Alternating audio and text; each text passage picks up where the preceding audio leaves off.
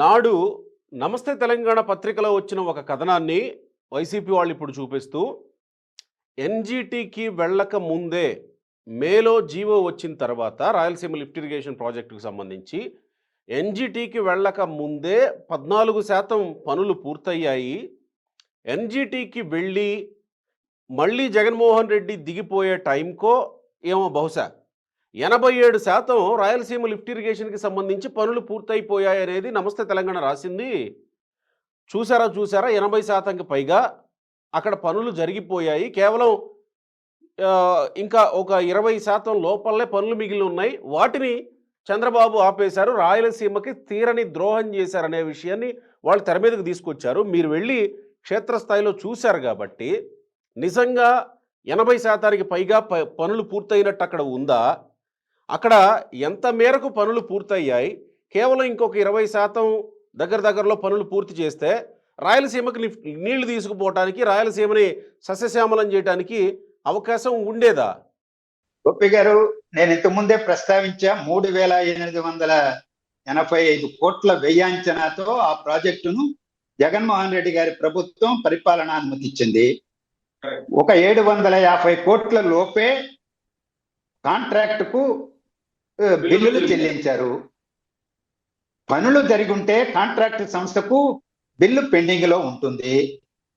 అది ఎవరైనా లెక్కలు తేల్చుకోవచ్చు. కాంట్రాక్టర్ ఏమి ఊరుకో ఉండదు. డబ్బులు ఖర్చు పెట్టి డబ్బులు ప్రభుత్వం ఇవ్వకపోతే ఒకటి అధికారికంగానే ఆ గణాంకాలను నేటి ప్రభుత్వం వెల్లడించవచ్చు. గత ప్రభుత్వం కూడా చెప్పచ్చు.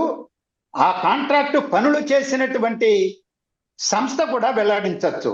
ఒకటి, మేం వెళ్ళినప్పుడు ఒక పెద్ద గొయ్యి మాత్రమే తవ్వి ఉంది. గొయ్యి అంటే చిన్నది కాదు సుమా, అంటే రిజర్వాయర్ లాగానా? ఎస్, ఒక పెద్ద గొయ్యి. శ్రీశైలం బ్యాక్ వాటర్స్ ను నీళ్లు తీసుకెళ్లి మొదట అక్కడ నిలబెడతారు. అక్కడేమీ దానికి సీలింగ్ చేయలేదు, ఇంకోటి చేయలేదు. ఆ గొయ్యి తవ్వింది. అది మేము వెళ్ళినప్పుడు చూసాం. ఇప్పుడేం మూసేసి ఉండదు, మూయడానికి సాధ్యం కాదు.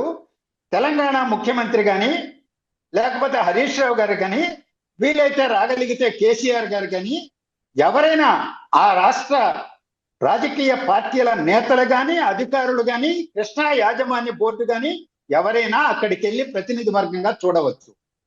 అలాగే ఆంధ్రప్రదేశ్ ప్రభుత్వం కూడా నేను అడుగుతున్నా, వాళ్ళని ఆహ్వానించండి, చూపెట్టండి అని.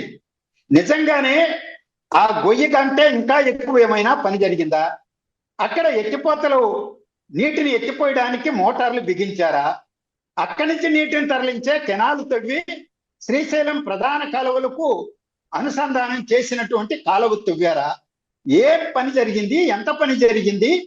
కళ్ళ ముందు కనిపించేటువంటి దృశ్యాన్ని భౌతికంగా చూడడానికి అవకాశం ఉన్నటువంటి దానిపైన అవాస్తవాలు, అవాకులు చవాకులతో రెండు రాష్ట్రాల ప్రజానీకాన్ని వంచద్దు, విద్వేషాన్ని రెచ్చగొట్టడానికి దాన్ని ఉపయోగించద్దని మాత్రమే నేను సవినయంగా విజ్ఞప్తి చేస్తున్నాను. అంటే రేవంత్ రెడ్డి ప్రకటన చేసింది ఆ రోజు అసెంబ్లీలో, కావాలంటే నిజ నిర్ధారణ కమిటీ ఒకటి వెయ్యండి, అవసరమైతే రావాలనుకుంటే బీఆర్ఎస్ వాళ్ళు కూడా రండి, బీజేపీ వాళ్ళు వస్తారు, కాంగ్రెస్ వాళ్ళు వస్తారు, అందరూ వస్తారు.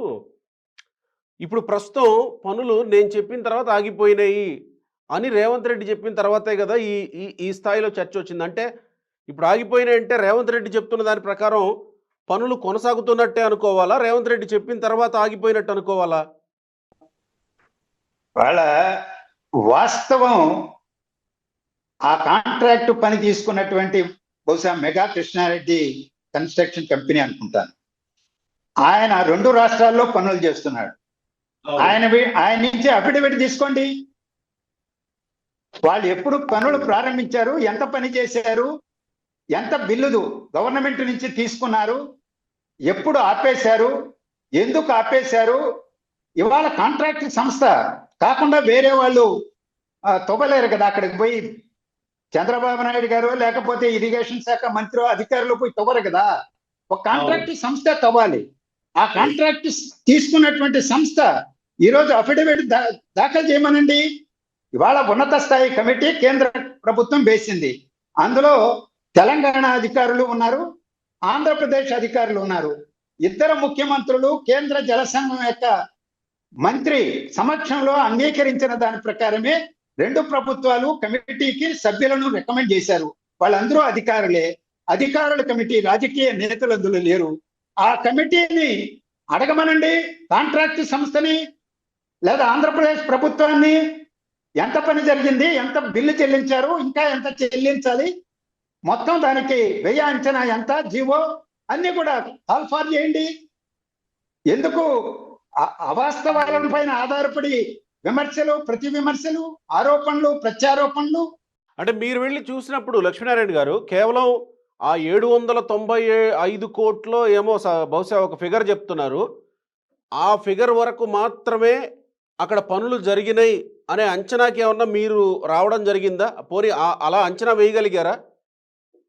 వాళ్ళ శ్రీశైలం జలాశయం నుంచి ఆ గొయ్యిలోకి నీళ్లు తీసుకురావడానికి, ఆ గొయ్యి తవ్వడానికి నేనేం కాంట్రాక్టర్ని కాదు ఎంత అయింది చెప్పడానికి.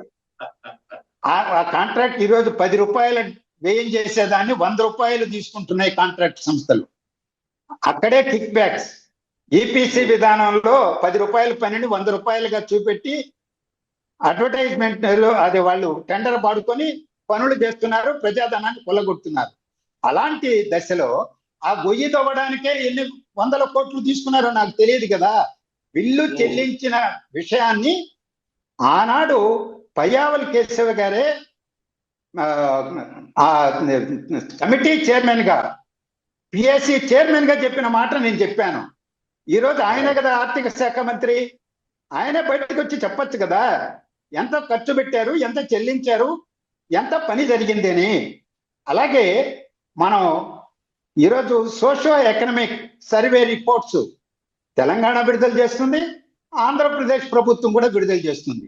నేను చూశాను Andhra Pradesh socio economic survey report.